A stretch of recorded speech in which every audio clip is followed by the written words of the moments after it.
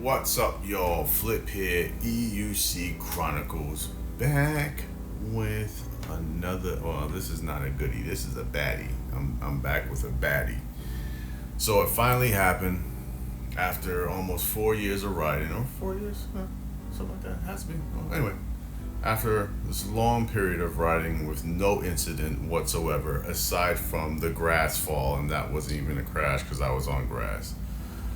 I finally crashed, like legit crashed my wheel. I was on a group ride with the guys. We went up from the bike trail actually that I ride a lot, which is by my house, that goes all the way down to Troy. I mean, obviously we started in Troy and came up to Schenectady, but nonetheless, this is a bike trail I'm very familiar with, and even where I crashed, I was very familiar with. But let me tell you what happened. So we're flying. Well, I'm flying and Echo's flying. Most of the guys are behind me. It was just Echo in front of me and I'm behind him. And we're flying up the bike trail. We're approaching this bridge. And to get to the bridge, there's a dip for the bridge, obviously going into, like, the pavement is here, but the bridge is a little bit lower. So there's a dip here, and then to come up off the bridge is another hump. So it's like a dip and then a hump. So flying, not paying attention. I saw the bridge, so it wasn't like it was a surprise, but I just hit the bridge at the same speed and consistency as I was riding when I was on the pavement. And when I ride, I'm gonna demonstrate this with my fingers. It's hard because this wrist is I can't even, like, this is as far as I can go back with my wrist right now. But, like, let's say this is the pedal, and most people kind of stand with both feet like this. I ride with 1 foot forward off the wheel because it's comfortable for me, and I don't know, I'm just goofy like that, and I just like having this foot hang forward, bent, while this one is kind of straight, which I'm sure added to the crash, because when I hit that first bump on the bridge, I got wobbles. By the time I hit the second bump, full on wobbles. Now the guys behind me said that I held the wobbles for like 9-10 seconds, so of extreme wobble. Like, cause I tried, like, as soon as it happened, my brain was like, oh, here we go. You know what I'm saying? So, like, I held on, like, those bucking bronco horses, and it throws you off. I'm literally holding this wheel for as long as possible after the second bump. And it got to the point where I couldn't hold it anymore. It was just wah, wah, wah, wah, wah, wah, wah, wah, wah, wah, wah. And I fell hard. According to the guys. I mean, I didn't, when you're going through it, you're not really thinking about it. So I didn't think I fell that hard. But according to the guys who were behind me and right behind me, and they saw what happened, they said I fell pretty hard. All right, so Flip's crash in a nutshell.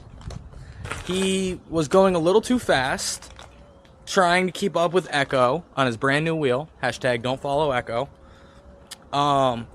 And he hit a wooden bridge that didn't have a single even plank. They were all different heights. After he hit it, his wheel did one of these. And he held it for, I don't know, 10, 15 seconds flat. A good while just shaking with his wheel. And then, whomp! He fell straight down, face first, and the wheel came up and tried to bite him in the butt. I saw the whole thing. I was right behind him, slowing down as fast as I possibly can. And, yeah, it hurt to watch. It wasn't pretty. So let me show you. Like I said, my wrist is toast. It's done. Like, I can't put any weight. I can't pull on it. I couldn't even drive home, and this is my driving hand. There's no way I could drive home and, like, twist or bend my wrist. So this is like the most motion I can do. I can bend it down, and right here it starts to hurt, but pushing it up, like bending it up, I'm not even doing that. This one's jacked too, but I can I can flex this. There's pain and stiffness in it, and there's a sharp pain when I do this, but I have way more movement in this wrist than this one, because obviously this was the hand that hit the ground first. Now, gear. What did I have on? No gloves, no wrist guards. Just had my knee pads, and I had these things on for elbow pads, right? No wrist guards, no gloves. This is all that happened to my hand. That right there. Now this is a little messed up. And if you see on this hand, there's a little bit of gravel in there I gotta take out. But that's all that happened to my hand. Both hands. Super impressive seeing how I fell on asphalt, and like fell hard. Like no gloves, no wrist guards, no nothing. So I'm extremely thrilled about this because I thought this was gonna be torn up. When I fell, I put both hands down first, and then I immediately fell and hit the shoulder. The shoulder took the brunt of that fall, where now I can't even lift my hand past this point. This shoulder I'm good. This shoulder I'm straight. But this one is out of the commission for a little bit. So coupled with the fact that I can't lift with this hand, I can't lift with this one either. So I'm in bad shape to some degree. Just as far as being able, mobility wise, as far as the crash is concerned, I came out with flying colors. For the speed in which I was going, the fact that I fell on asphalt, and the intensity of the fall, bro, like I have a little road rash here on my elbow here, and I wish I could show you, but I don't have the strength to pull the sleeve up higher than where the actual injury is. I will insert pictures and take screenshots. Little road rash here, just slightly, and some on my shin, which I actually think came from the knee pads. Let me show you the knee pads. And it's also funny too because at the beginning of the ride, Space was joking about, dude, why are your knee pads so clean? And Echo replied to him like, well, he hasn't fallen yet. So he's like, I think I jinxed you. But here, you can see right here. That's, my bad, let me stop moving. That right there is where most of the impact happened on these. I really don't see anything on this one. And this is the right, and this is the left. So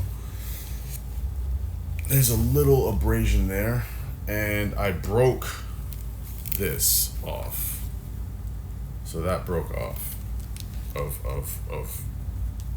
the strap. But aside from that, I don't know why I'm holding it backwards. It is very hard to holding a fork. I was trying to eat last night. Just holding a fork in my hand was painful. So I'm probably gonna go and get some meds. I mean, I have some ibuprofen here, but I'm probably gonna go and have my doctor give me something just a little bit stronger because I have work coming up in a few days, and there's no way I'm gonna be able to, let alone drive or move 300-pound post-cons into the back of the post truck. So that's gonna be a problem.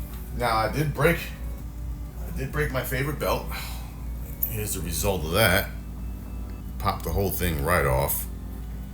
So that definitely happened. Thank God Space had some string on him so I can tie my pants together for the rest of the ride. Oh, did I stop riding? No. Kept going. We finished the ride. It was a long ride too. We did maybe like 35 or 40 miles, something like that. I have to ask Space exactly how long the ride was, but we put some miles on. And this accident happened maybe 10 miles in to the ride, so it was early. I did have a Saving Private Ryan moment I didn't tell the guys about because I was kind of freaked out at that point because I didn't know what the hell was going on. But as I'm standing there trying to gather my wits and everyone's talking to me and stuff like that, like everyone's voice started to like muffle out, like all the highs went away, which was weird because I've heard ringing in my ear before, but I've never had people's voice being muffled the way it was. It was like literally like everyone. And that went on for about 30 seconds or so, and I was like, I'm a little dizzy, so I sat down. That was weird. Because first thing everybody asked, even my friend from work, she was like, "Did you hit your head?" And I was like, "Nah, I don't think so." And when you look at my helmet, see, even and this helmet is light. This helmet is light. I literally have to hold it with two hands just to. If you look at my helmet, there is nothing on this helmet that says that I hit my head in any way. There's not a scratch or anything on this helmet that wasn't here beforehand. Now, I do see a little thing on my visor, but there's no way that my visor could have touched the ground because how it is with the helmet. There's no way that could have happened. So I definitely don't think I hit my head at all. I mean, at all. Like I said, look at the helmet. There's absolutely it's yeah. But anyway, look at my helmet. Sometimes I forget that I can't put weight on this hand. But so I don't think I hit my head at all. Nobody says or seen, but they said from what they explained to me, it was a hard fall. And what really sucks is yesterday not after the fall, but when we got to Schenectady and we're all like sitting around chilling, charging our wheels, I turned my Insta360 on to record the guys give their first person account of what happened, the ones that were behind me. And we were out in the sun, so it's kind of hard to see the Insta360 light, which I thought was recording. It actually wasn't recording. So I actually had the proof of what happened told by others behind me, but I didn't record it. So now here's another weird thing that after I emptied out my book bag. Speaking of which, in my book bag I had both chargers to my wheel, which were wrapped in bubble wrap. Thank God I did that. My bag was extremely heavy because like every time I put my bag on, the zipper would open up. When I crashed, my hoodie fell out and everything. But this is the most, because I had my contacts in yesterday like I do now. But I always, anytime I go somewhere where I have my contacts, I always bring a set of glasses. God forbid something happens to the contact or whatever, I'm not just walking around blind. Look at this case. So I did not fall on my back at all. So this is what happened when I must have fell. The wheel must have rammed into the back of my book bag, and this took the brunt of the damage. Now my glasses are in here. These are my old glasses. They're not my new glasses, but they are in here. When I saw that, I was like, oh, I already know what's gonna happen when I open the case, right? Open the case. Glasses are fine. How? Don't know, because this whole case, both sides of the case is done. Don't know, but, and it sucks. I have my Insta360 with me. Like I said, it was just that I was so excited to ride with the guys, and we're riding a trail that they don't really ride like that, you know. Past a certain point, they don't ride, like where the fall happened, you know.